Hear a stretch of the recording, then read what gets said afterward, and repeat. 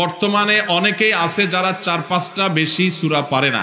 এখন তারা যদি 5 ওয়াক্ত নামাজ অল্প কিছু সূরা পাঠ করে আদায় করে তাহলে কি চলবে? এরপরে প্রশ্ন হলো, সন্তান প্রতিবন্ধী কেন হয়? আল্লাহর রহমতে দায় রাখছি আলহামদুলিল্লাহ। এখন আমি সুন্নতি চুল রাখতে চাচ্ছি, কান বাবড়ি অর্থে দিতে চায় না। তিনি বলেন তার এই সুন্নত নাকি পছন্দ হয় না, কিন্তু আমার বাবা রাখতে দিবে, এখন আমি কি করব? নিজের থেকে অন্যকে নিয়ে বেশি চিন্তা এবং প্রতিনিয়ত অন্যের সম্পর্কে মন্দ ধারণা মাথায় ঘুরপাক খায়, এ থেকে বেঁচে থাকার উপায় কি? নিজের ঈমান বাঁচানোর উপায় কি?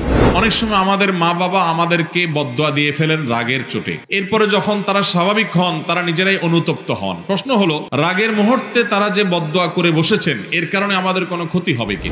এরপরে প্রশ্ন হলো, বর্তমানে অনেক মেয়েরা বোরকা পরে, কিন্তু অনেক মেয়েরাই বোরকা ইসলামিক বিধান অনুযায়ী পরে না। তারা বোরকা পর্দার চেয়ে ফ্যাশন হিসেবে বেশি ব্যবহার করে, এদের উদ্দেশ্যে কি বলবেন? এরপরে প্রশ্ন হলো, সন্তান প্রতিবন্ধী কেন হয়? সন্তান প্রতিবন্ধী কেন হয় ভাই? আল্লাহ রাব্বুল আলামিনের কোনো হিকমা, কোনো রহস্য আছে। হয়তো বাবা মাকে আল্লাহ তাআলা তাদের সবরকে আল্লাহ তাআলা পরীক্ষা করেন এবং এর মাধ্যমে তারা সবর করতে পারলে তাদের আল্লাহ তাআলা জান্নাত দেন, গুনাহ মাফ করেন, অথবা আল্লাহ তাআলা অন্য কোনো হিকমত আছে। কিন্তু আমাদের সমাজে একটা কুসংস্কারাচ্ছন্ন বিশ্বাস আছে যে মা যদি খারাপ হয়, বাপ যদি খারাপ হয়, কপাল পোড়া হয়, আল্লাহর পাপিষ্ঠ বান্দা হয়, তাহলে তাদের সন্তান প্রতিবন্ধী হয়। এমন কোনো কথা কোরআন হাদিসে কোথাও বলা হয় নাই। প্রতিবন্ধী অনেক নেককার মানুষের ঘরে হতে পারে কি পারে না। আমাদের এই সমাজে কারোর যদি প্রতিবন্ধী সন্তান হয়, ওই লোকটার প্রতি সবার দয়া মায়া হওয়া উচিত, তাকে সবাই সাহায্য করা উচিত। যে সন্তানটাকে নিয়ে কত কষ্টে আছে বেচারা, উল্টা বরং আরো খোঁচাখুচি করে তার কষ্ট আরো বাড়ায় দেয়। এই সমস্ত কুসংস্কার আমাদেরকে বিদায় করতে হবে ইনশাআল্লাহ। আল্লাহর রহমতে দায় রাখছি আলহামদুলিল্লাহ। এখন আমি সুন্নতি চুল রাখতে চাচ্ছি, কান বাবড়ি অর্থে দিতে চায় না। তিনি বলেন তার এই সুন্নত নাকি পছন্দ হয় না, কিন্তু আমার বাবা রাখতে দিবে, এখন আমি কি করব? প্রথম কথা হলো যে মাকে বুঝাইতে হবে, মা নবীজির কোন সুন্নত এটা যদি বলে যে আমার ভালো লাগে না, অপছন্দ হয়, তাহলে এটা ঈমান নিয়ে টানাটানি হতে পারে। হ্যাঁ, এটা ঠিক যে আমি এই সুন্নতটা পালন এই মুহূর্তে করতে নিষেধ করতে পারি বিশেষ কোনো কারণে, সেটা অসুবিধা নাই। কিন্তু নবীজির সুন্নতের প্রতি অবজ্ঞা অশ্রদ্ধা প্রকাশ হলে সেটা কিন্তু ঈমান নিয়ে টানাটানি হতে পারে, বিশেষ করে যে ঠাট্টা বিদ্রুপ হয়, এটা মাকে বুঝাইতে হবে। আর মা যদি নিষেধ করেন কোনো সুন্নত আমল করতে, তাহলে প্রয়োজনে সেই সুন্নত আমল করবেন না, কারণ সুন্নত আমল করার গুরুত্বের চাইতে মায়ের নির্দেশ মানার গুরুত্ব অনেক বেশি। হ্যাঁ, মা যদি আপনাকে একেবারে দায় রাখতেই নির্দেশ না দেয় যে না গায়ে রাখতেই পারবি না, সেই কথা মায়ের শুনতে পারবেন না, কারণ দায় রাখা ওয়াজিব। ওয়াজিব তরক করতে গিয়ে মায়ের কথা শোনা যাবে। বিনয়ের সাথে মাকে জানাতে হবে, মা তোমাকে আমি ভালোবাসি, তোমার কথা আমি সবকিছু করতে রাজি, কিন্তু নবীর নির্দেশ মানতেই হবে। আফুল্লুহা আর ফুল্লুহা, সেজন্য আমি দায়ী, তোমার কথা চাচতে পারবো না। তবে হ্যাঁ, চুল লম্বা করে এটা তো সুন্নাহ, অতএব সুন্নাহর ক্ষেত্রে যদি মা নিষেধ করে সেটা আপনি মানবেন, মায়ের নির্দেশকে প্রাধান্য দিবেন। নিজের থেকে অন্যকে নিয়ে বেশি চিন্তা এবং প্রতিনিয়ত অন্যের সম্পর্কে মন্দ ধারণা মাথায় ঘুরপাক খায়, এ থেকে বেঁচে থাকার উপায় কি? নিজের ঈমান বাঁচানোর উপায় কি? আমাদের এই যুগে বেশিরভাগ লোক নিজের চরকায় তেল না দিয়ে অন্যের চরকায় তেল বেশি দেয়। বিশেষ করে ফেসবুকে গেলে দেখবেন যে অমুকের ঈমান নাই, অমুক কাফের হয়ে গেছে, অমুকের এই ভুল হয়েছে, অমুকের ওইটা হয়েছে, নিজের কোনো খোঁজ খবর। অনেকে আছে দেখবেন ফেসবুকে দাওয়াত দিতে দিতে দিতে বিশাল বড় ইসলাম প্রচারক উনি, কিন্তু ফজর নামাজ মসজিদেও যায় না। এরকম অনেক ইসলাম প্রচারক ফেসবুকে আজকাল আছে না নাই? ফেসবুকের লেখাজোখা পড়ে তার পোস্ট দেখে মানুষ মনে করে কত বড় আলেম, শেখ, দায়ী। অনেকে হয়তো তারে পাইলে ধরে মাহফিলও দাওয়াত দিত, অথচ যায় দেখে যে নামাজটাও ঠিক মতো আল্লাহর বান্দা, সব লাইক কমেন্ট কামানোর ব্যবসা, সব লাইক কমেন্ট কামানোর কি ব্যবসা। আল্লাহ মাফ করুক।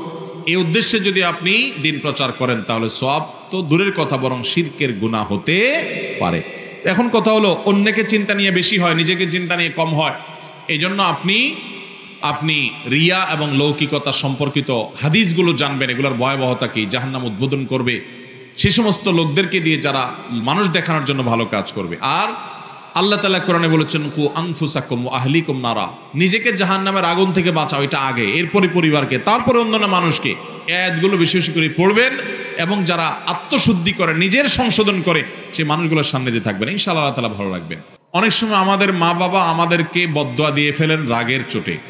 এরপরে যখন তারা স্বাভাবিক হন তারা নিজেরাই অনুতপ্ত হন। প্রশ্ন হলো, রাগের মুহূর্তে তারা যে বদদোয়া করে বসেছেন এর কারণে আমাদের কোনো ক্ষতি হবে কিনা? খুব গুরুত্বপূর্ণ প্রশ্ন। অনেক মা বাবা আছেন, একটু রাগ হলে, একটু মাথা গরম হলেই ছেলে মেয়েকে গজব, বদদোয়া, ঠাডা, নানা রকমের কথা বলে তাদেরকে বদদোয়া দিয়ে বসে, আছে না নাই? খুব খারাপ কথা। কথায় কথায় বদদোয়া দেওয়া এটা ভালো জিনিস না, কিন্তু আবার মা বাবার বদদোয়া সন্তানের জন্য খুব ডেঞ্জারাস বিষয়। কিন্তু যদি অপাত্রে অন্যায়ভাবে বদদোয়া দেয়, সন্তান এই বদদোয়া পাওয়ার উপযুক্ত না। মা বাপ ভুল বুঝেই বদদোয়া দিয়ে দিলেন। অনেক সময় দেখা যায় মা বাপ অন্যায় চাচ্ছেন, এই অন্যায় চাওয়া পূরণ না করার কারণে সন্তানকে উনি বদদোয়া দেওয়া শুরু করে দিলেন। এরকম উল্টাপাল্টা বদদোয়া যদি দেন, ইনশাআল্লাহ এর কারণে সন্তানের ক্ষতি হবে। আবার যদি রাগের চোটে বদদোয়া দিয়েছেন সন্তানকে, পরক্ষণে তিনি নিজেই অনুতপ্ত হয়েছেন যে না, আমার এটা বলা ঠিক হয় নাই, ইনশাআল্লাহ এর কারণে সন্তানের ক্ষতি হবে না। কোরআনে কারীমে আল্লাহ বলেছেন, লাউ ইয়াজ্জুলুল্লাহু আন-নাসা শাররা ইসতিআজালাহুম বিল খাইর লাকুদিয়া ইলাইহিম আজালুহুম। মানুষ তাদেরকে আল্লাহ তাআলা ভালোটা চাইলে যত তাড়াতাড়ি দেন, বদদোয়া করলে খারাপটা চাইলে যদি এরকম সাথে সাথে দিয়ে দিতেন, তাহলে বাঁচত না, মানুষ সব শেষ হয়ে যেত। অতএব আল্লাহ খারাপটা সাথে সাথে দেন না, অনুতপ্ত হয়ে ফিরে আসলে আল্লাহ তাআলা ওটার ক্ষতি থেকে বাঁচিয়ে রাখেন। এরপরে প্রশ্ন হলো, বর্তমানে অনেক মেয়েরা বোরকা পরে, কিন্তু অনেক মেয়েরাই বোরকা ইসলামিক বিধান অনুযায়ী পরে না, তারা বোরকা পর্দার চেয়ে ফ্যাশন হিসেবে বেশি ব্যবহার করে, এদের উদ্দেশ্যে কি বলবেন? এরকম লোক অনেক আমাদের সমাজে আছে যে বোরকা এমন টেডি বোরকা পরে, এমন জাকজমকামলা বোরকা পরে যে ওই বোরকাটা ঢাকার জন্য আরেকটা বোরকা দরকার। বোরকার উদ্দেশ্য হলো সৌন্দর্য ঢেকে রাখা। সৌন্দর্য ঢেকে রাখতে হবে কেন? কারণ তার সৌন্দর্য নিয়ে অন্য পুরুষরা বাজে চিন্তা করবে, এটা কোনো আত্মসম্মান বোধ সম্পন্ন নারী করতে দিতে পারে। অতএব সেই জায়গা থেকে তিনি কি করবেন? পর্দা করবেন। এখন বোরকাটাই যদি মানুষের দৃষ্টি, পুরুষদের দৃষ্টিকে আকৃষ্ট করে, এত জাকজমকপূর্ণ হয়, তাহলে তো সেক্ষেত্রে সৌন্দর্য বরং আরো প্রকাশ করলেন।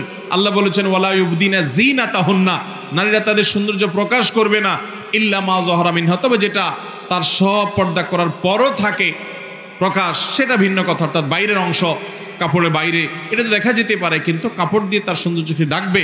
অতএব জাকজমকপূর্ণ বোরকা এটা বোরকা না, এটা ফ্যাশন। এটার কারণে পর্দা করার যে সওয়াব সেটা হাসিল হবে না, এবং পর্দা করার যে ফরজ আমল সেটা হবে না। অনেক বোন আছেন হঠাৎ অশ্লীল জীবন থেকে পর্দায় আসছেন, ফ্যাশন দিয়ে শুরু করছেন, আমরা বলে আস্তে আস্তে সামনে আগান, এটাই মূল পর্দা না। আমাদের অনেক ভাইরা আছেন প্রবাসে থাকেন, বিদেশ থেকে জাকজমকপূর্ণ একটা বোরকা বইয়ের জন্য নিয়ে আসেন, এটা কোনো বোরকাও না, বোরকার জাতও না। এটার কারণে পর্দা হবে। পর্দা হলে পরিপূর্ণভাবে ঢোলা ডালা হবে, টাইট হবে না, অতিরিক্ত চাকচিক্য, কারুকার্যই যদি থাকে তাহলে আর বোরকা হলো কি? অতএব এই বোরকা পড়লে পর্দা হবে না। এরপরে প্রশ্ন হলো, বর্তমানে অনেকেই আছে যারা 4-5টা বেশি সূরা পারে না। এখন তারা যদি 5 ওয়াক্ত নামাজ অল্প কিছু সূরা পাঠ করে আদায় করে, তাহলে কি চলবে, নাকি কিছু বেশি গুরুত্বপূর্ণ সূরা পাঠ করতে হবে? সূরাগুলো কি কি তা জানাবেন।